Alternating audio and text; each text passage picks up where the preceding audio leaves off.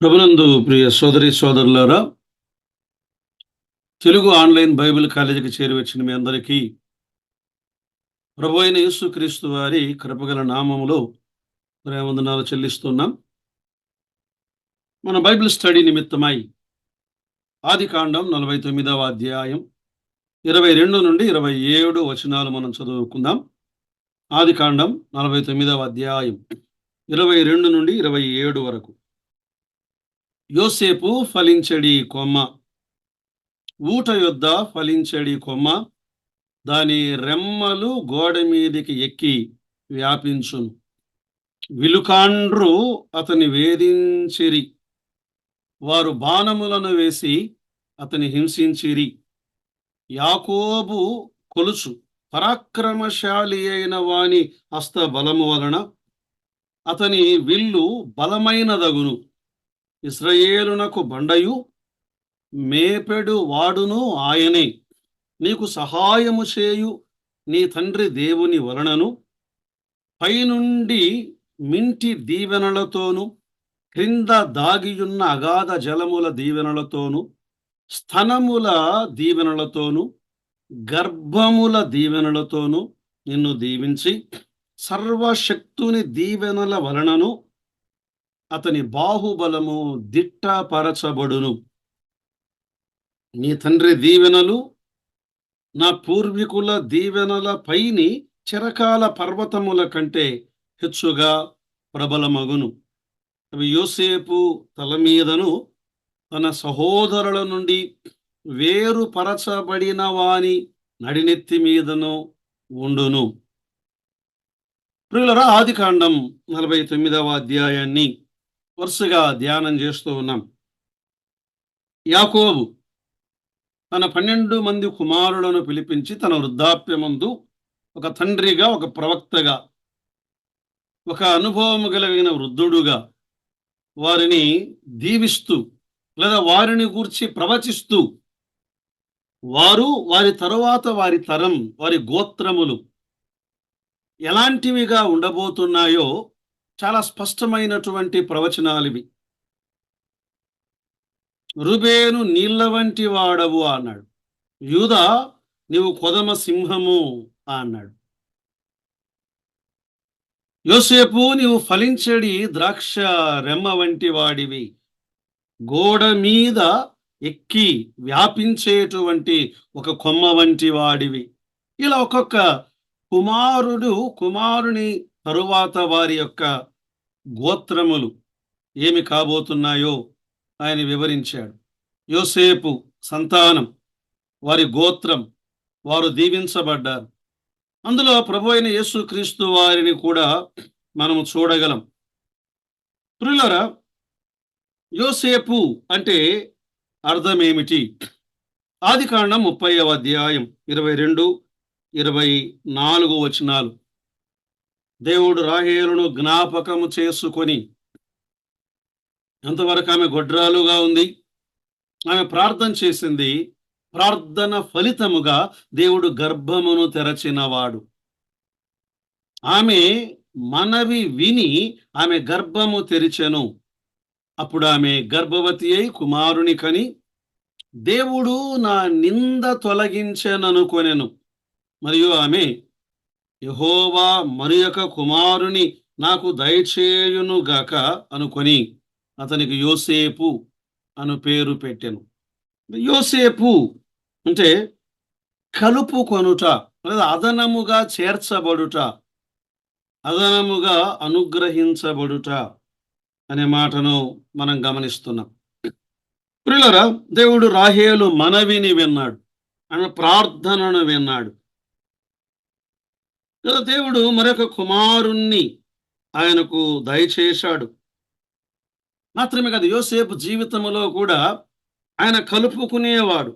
సహోదరులు పగబట్టిన వారిని తిరిగి తనతో కలుపుకున్నవాడు, వారిని క్షమించినవాడు, వారిని ఆయన చేర్చుకున్నవాడు.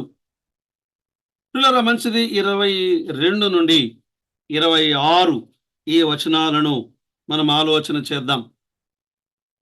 ప్రాముఖ్యంగా ఒక 3 విషయాలను మనం చూద్దాం. 22వ వచనములో యోసేపుకు దేవుని అభివృద్ధి, యోసేపుకు దేవుని అభివృద్ధి లేదా దేవుని ఫలం, దేవుని ఫలం. 23, 24 వచనాలు మనం చదివినప్పుడు యోసేపుకు దేవుని బహుమానాలు, అనుగ్రహాలు. 25 నుండి 26 వరకు యోసేపుకు దేవుని వాగ్దానములు.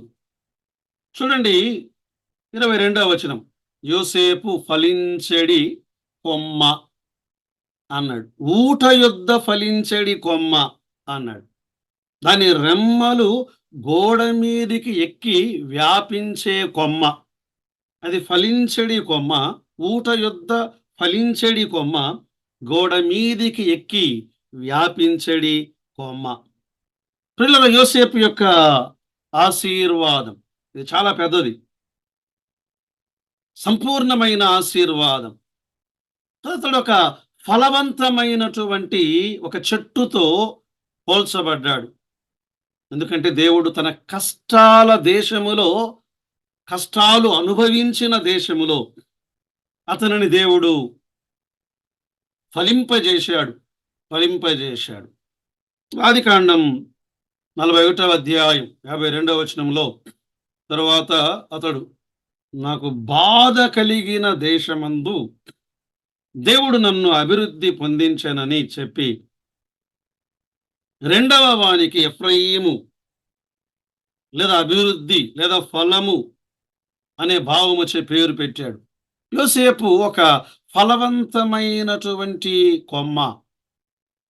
ప్రియులారా, అంటే అతని వారసులకు సంబంధించినది ఇది. యోసేపు యొక్క గోత్రములు రెండంతలుగా వారు ఆశీర్వదించబడ్డారు, రెండంతలుగా. ఇశ్రాయేలు గోత్రం 12 గోత్రముల వారు, ఇశ్రాయేలు ప్రజలు. దేవుడు అందులో నుండి లేవి గోత్రమును ప్రత్యేకపరిచాడు తన పరిచర్య కొరకు. అయితే అప్పుడు 11 మాత్రమే అయ్యాయి, మరలా 12 కావాలి కదా. యోసేపు ఇద్దరి కుమారులను ఆ 12 గోత్రములలో చేర్చబడ్డారు. వారిద్దరూ చేర్చబడగా సంపూర్ణంగా 12 గోత్రములయ్యాయి. దాన్నే ఇక్కడ ఫలము అనే మాటను గమనిస్తున్నాం. దేవుడు రెండంతల వృద్ధిని ఆయన అనుగ్రహించినవాడు, రెండంతల వృద్ధిని అనుగ్రహించినవాడు. అన్నల చేత తృణీకరించబడ్డాడు, కానీ అతడు ఫలించిన వాడుగా చూడగలం. మాత్రమే కాదు, ఇంకొక వర్ణన చూడగలం. అతడు ఊట యొద్ద ఫలించినటువంటి కొమ్మ. ఒక బావి దగ్గర లేదా ఒక ఊరేడు ఊట బుగ్గ దగ్గర అతడు ఆ నదీ తీరములలో నాటబడినటువంటి ఒక తీగవలి, ఊటల యొద్ద అత్యంత ఫలభరితమైనటువంటి ఒక ద్రాక్ష తీగవలి.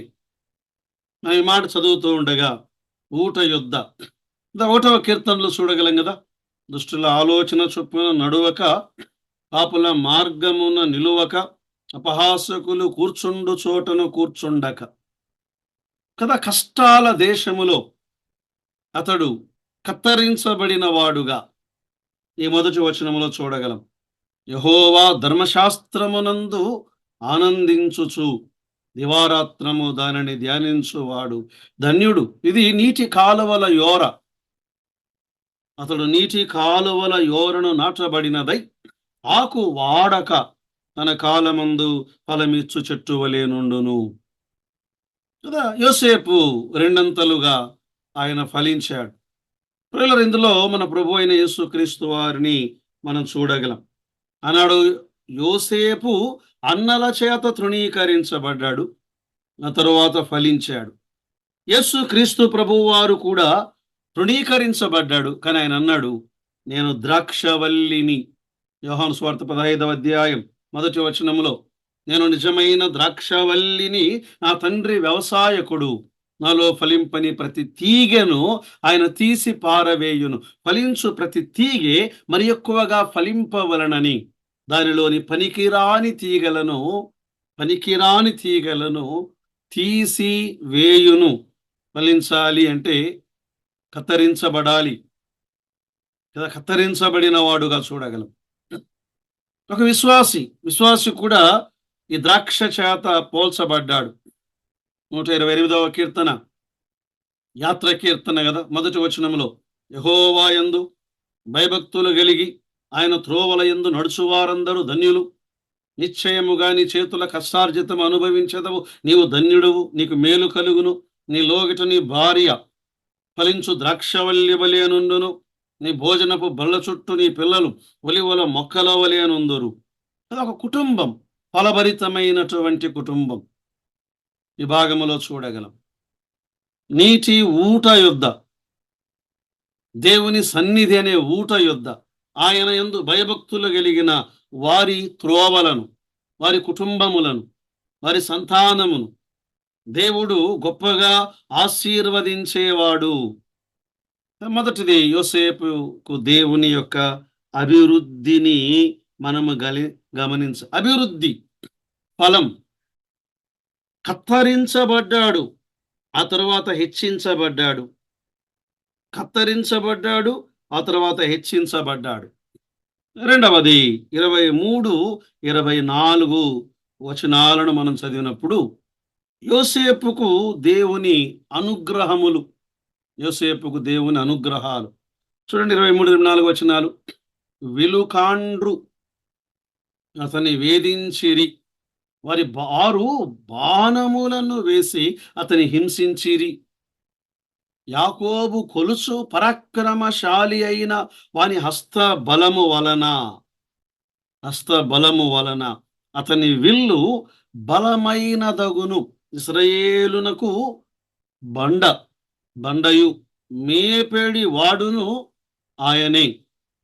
ప్రియులారా, ఇవి దేవుని మహిమను గూర్చి ప్రస్తావించబడిన సంగతులు. యాకోబు విశ్వాసము చేత అతడు ప్రవచించిన ప్రవచనం, ఒక నిరీక్షణ గలవాడుగా ఆ తరువాత గోత్రములు ఏమవుతాయో ప్రకటించినవాడు. దేవుడు తన సంతానము కొరకు ఆశీర్వాదములను ఆయన కలిగి ఉన్నాడు అనే భాగములో మనము గమనించగలం. 23వ వచనములో విలుకాండ్రు, యోసేపు యొక్క శ్రమలు. విలుకాండ్రు అతని చాలా బాధ పెట్టారు, అతన్ని వేధించారు. ఆ విలుకాండ్రు వారి యొక్క బాణములను వేసి అతన్ని హింసించారు. యోసేపు కాల్చబడిన వాడుగా, గాయపరచబడిన వాడుగా, గుర్చబడిన వాడుగా, ద్వేషించబడిన వాడుగా మనము గమనిస్తాం. కానీ యాకోబు శక్తివంతుడైన దేవుని చేతులతో యోసేపు చేతులు బలంగా తయారయ్యాయి. ప్రియులారా, దేవుని చేతులలో యోసేపు ఉన్నాడు. దేవుని కాపుదల. అతడు చాలా బాధపరచబడ్డాడు. విలుకాండ్రు, ఇక్కడ ఎవరున్నారు? అన్నలు. ఆదికాండం 37వ అధ్యాయం 4వ వచనంలో అతని సహోదరులు తమ తండ్రి అతనిని తమందరికంటే ఎక్కువగా ప్రేమించుట చూచినప్పుడు వారు అతని మీద పగబట్టిరి. అతని క్షేమ సమాచారమైనను అడగలేకపోయి. ఎంత ద్వేషం, ఎంత పగ! వీన్ని చంపివేయాలి అన్నంత పగ. మాత్రమే కాదు, 37వ అధ్యాయంలోని 24వ వచనంలో అతని పట్టుకొని ఆ గుంటలో పడద్రోసిరి. ఆ గుంట ఒట్టిది, అందులో నీళ్లు లేవు. ఆ గుంటలో నీళ్లు లేవు, యోసేపు కళ్ళలో కన్నీళ్లు ఉన్నాయి.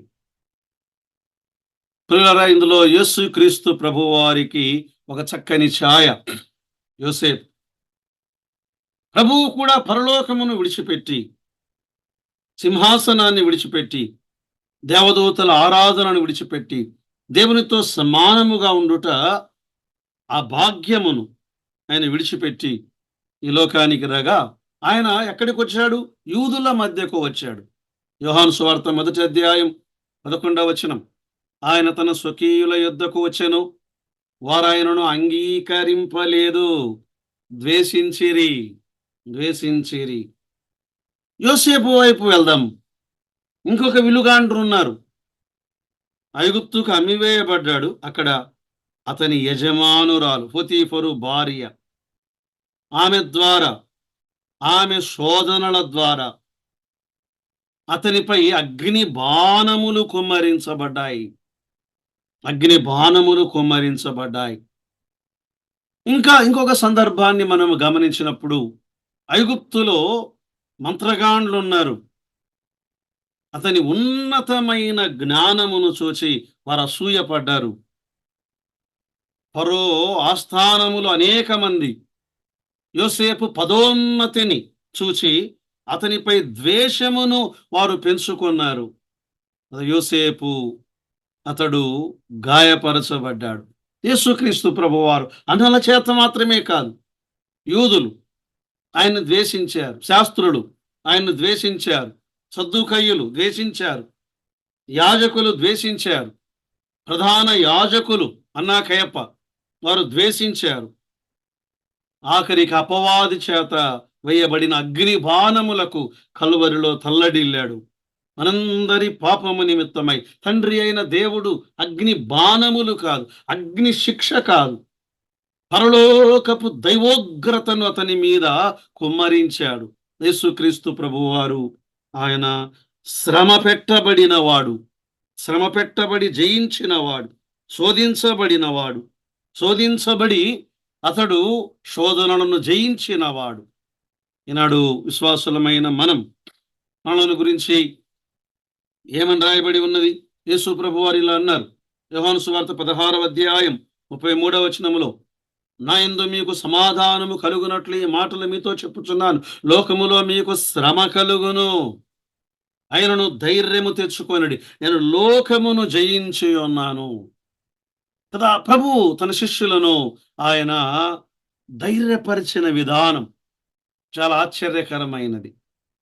మాత్రమేగా ఆదిమ సంఘ విశ్వాసులు ఏర్పడిన తరువాత అంతియొకయ సంఘాన్ని గురించి పౌలు బర్నబాలు మాట్లాడుతూ అపోస్తల కార్యముల గ్రంథం 14వ అధ్యాయం 22వ వచనములో, శిష్యుల మనస్సులను దృఢపరచి విశ్వాసమందు నిలకడగా ఉండవలననియు అనేక శ్రమలను అనుభవించి మనము దేవుని రాజ్యములో ప్రవేశింపవలననియు వారిని హెచ్చరించిరి. అనేక శ్రమలను అనుభవించి విలుకాండ్రు అతని గాయపరచిరి.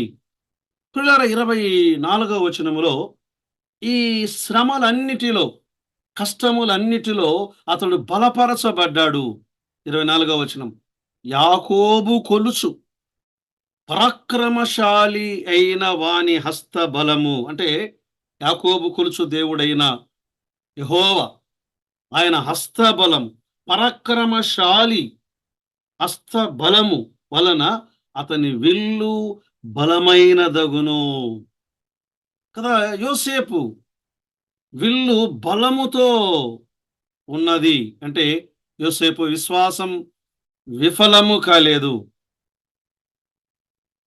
అతడు తాను స్థిరముగా నిలవబడిన నేల మీద స్థిరపరచబడ్డాడు. అతడు కూలిపోయిన వాడు కాదు. బాణముల దెబ్బకు విజేతగా అతడు నిలిచినవాడు. అతని చేతులు బలముగా తయారయ్యాయి. అంటే దేవుని ఆ కృప, దేవుని జ్ఞానం, దేవుడు అనుగ్రహించిన ఆ ధైర్యం, వీటన్నిటి ద్వారా యాకోబు కొలుచు పరాక్రమశాలి అయిన దేవుడు కదా. ఆ దేవుని ద్వారా ఇతడు ఆశీర్వదించబడినవాడు. ప్రియులారా, అతడు ఇశ్రాయేలీయులకు ఆశ్రయమయ్యాడు. ఐగుప్తులో ఇశ్రాయేలీయులకు ఆహారం ఇచ్చువాడయ్యాడు. ఐగుప్తులో యోసేపు వారి గొర్రెలకు మేతనిచ్చాడు, వారికి ధాన్యమునిచ్చాడు, వారికి యోసేపు ఆశ్రయమయ్యాడు. అయితే ఇందులో మన ప్రభు అయిన యేసుక్రీస్తు వారిని మనం చూడగలం. ఆయన ఒక బండ, ఒక రాయి. ప్రభు అయిన యేసుక్రీస్తు వారు 118వ కీర్తన 22వ వచనములో, ఇల్లు కట్టువారు నిషేధించిన రాయి తలకు మూలరాయి ఆయన. అన్నలు నిషేధించారు, ఈ యోసేపే వారికి మూలమయ్యాడు. ఆనాడు యేసు ప్రభువును వారు నిషేధించారు, యేసు ప్రభువే వారికి ఆధారమయ్యాడు కదా. ప్రభువు మాత్రమే కాదు, అతడు మేపెడివాడు, కాపరి. ఇజ్రాయేలు ప్రజలకు అతడు నేడు మన కాపరి. యెహోవా నా కాపరి, నాకు లేమి కలుగదు అని వ్రాయబడి ఉన్నది.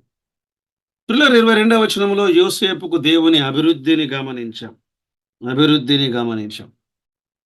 రెండవది 23, 24 వచనాల్లో యోసేపుకు దేవుని అనుగ్రహములు, 25 నుండి 26 వరకు యోసేపుకు దేవుని వాగ్దానములు, దేవుని ఆధిక్యతలు. చూడండి, 25వ వచనంలో ఏమన్నాడు?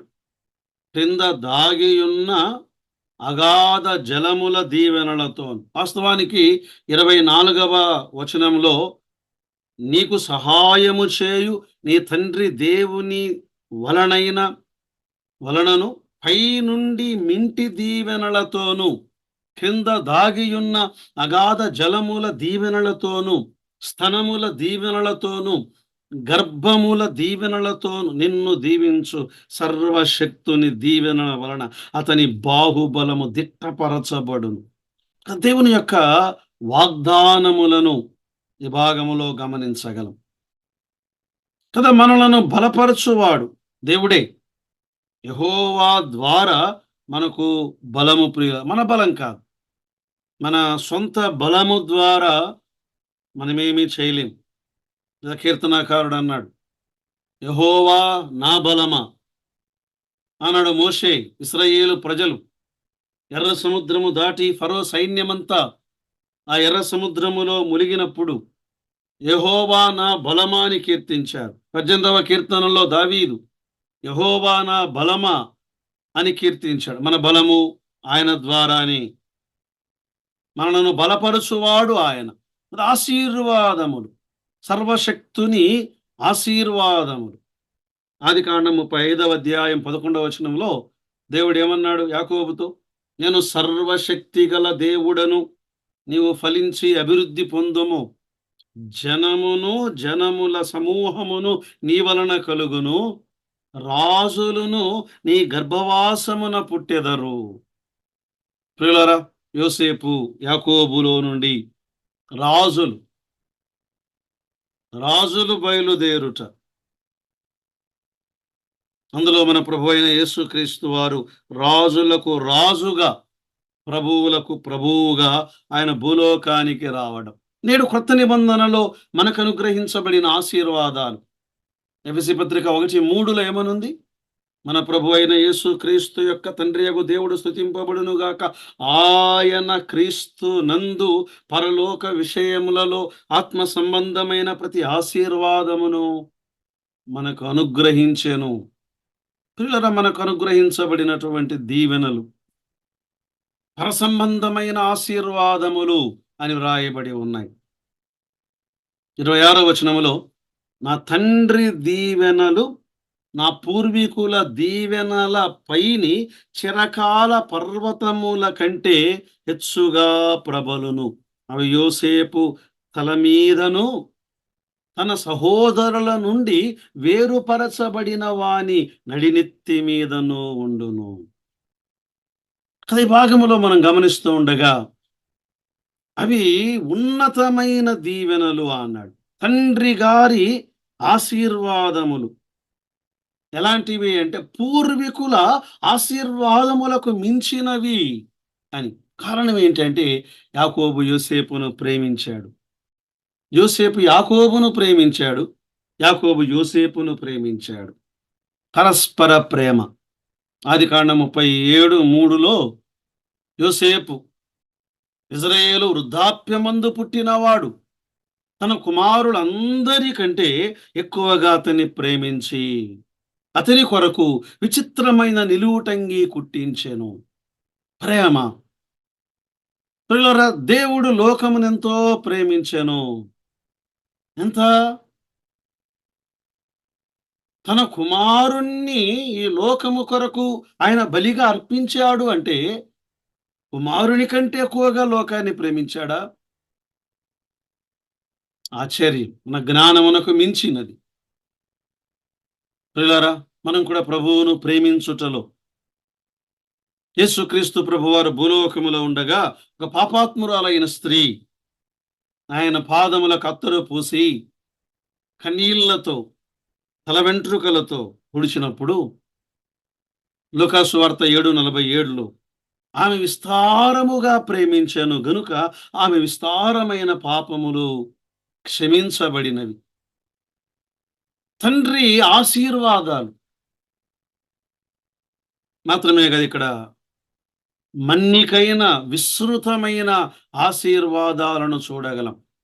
ఒక శాశ్వతమైన పర్వతముల కంటే ఉన్నతమైనవి. అంటే అతని తల మీద కిరీటము ఉంచబడినట్లుగా, అపరంజి కిరీటం ఉంచబడినట్లుగా అతని తల మీదికి ఆశీర్వాదములు వచ్చాయి. సామెతల గ్రంథం 10వ అధ్యాయం వచనం 6, నీతిమంతుని తల మీదికి ఆశీర్వాదములు వచ్చును. పిల్లల దేవుడు మనలను అత్యధికముగా ఆయన హెచ్చించినవాడు. ఈనాడు యేసుక్రీస్తు ప్రభువారు ఆయన సహోదరుల నుండి వేరు చేయబడినవాడు, సర్వమానవాల నుండి వేరు చేయబడినవాడు. యోసేపు సహోదరుల నుండి వేరు చేయబడినవాడు యేసు ప్రభువారు. హెబ్రీ పత్రిక 7వ అధ్యాయం 26వ వచనములో ఏమనుంది? పవిత్రుడు, నిర్దోషి, నిష్కల్మషుడు, పాపులలో చేరక ప్రత్యేకముగా ఉన్నవాడు అన్నాడు. అతడు నేడెలా ఉన్నాడు అంటే మన ప్రభు అందరికంటే పైగా హెచ్చించబడిన వాడుగా, రాజులకు రాజుగా, ప్రభువులకు ప్రభువుగా ఆయన ఈ భూలోకానికి రానయుండగా సర్వమానవాళికి ఆశీర్వాదం అనుగ్రహించువాడు. నేడు నమ్మిన నీకు నాకు ప్రభువు ద్వారా ఆశీర్వాదం ఉన్నది. మనము శపింపబడిన వారము కాదు. మన శాపమును ఆయన స్వీకరించాడు, ఆయన ఆశీర్వాదమును మనకు అనుగ్రహించాడు. మన దుర్నీతి ఆయన మీద పడింది, ఆయన నీతి మనకు ఆపాదించబడినది. అన్యాయమైన తీర్పు అతడు పొందాడు. ఈనాడు తీర్పు లేని వారముగా, ఏ శిక్షావిధి లేని వారముగా మనమున్నాం. ప్రియులారా, ఈ ఆశీర్వాదాలను తలపోస్తూ ఆనాడు దావీదు పలికినట్లుగా, యెహోవా నా బలమా, నేను నిన్ను ఎంతో ప్రేమించుచున్నాను అన్నాడు. మన ప్రభు ఆయన మన కాపరి, మన ప్రభు ఆయన మన బండ, మన ప్రభు ఆయన మన తండ్రి, ఆయన సర్వశక్తి గలవాడు. మరెక్కువగా ఆయన పైన ఆధారపడి ఆయన్ను ప్రేమిస్తూ ఆయన కొరకు ఈ లోకములో సాగి వెళ్ళుటకు పరిశుద్ధాత్మ దేవుడు మనకు కృపను సహాయమును దయచేయునుగాక. ఆమేన్.